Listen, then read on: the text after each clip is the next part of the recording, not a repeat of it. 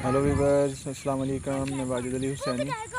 Viewers, बंदा जो अपने बचपन की लाइफ गुजारदा ना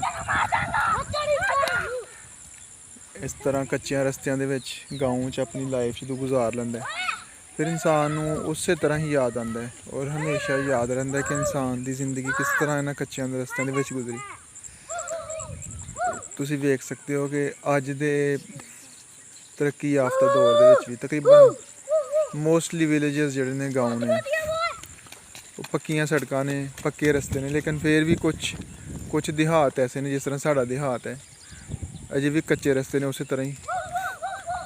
और देखो बच्चे खेल रहे हैं, कोई परवाह नहीं कच्चे रस्ते की, बल्कि इंजॉय करते हैं। और यही इंसान की लाइफ है।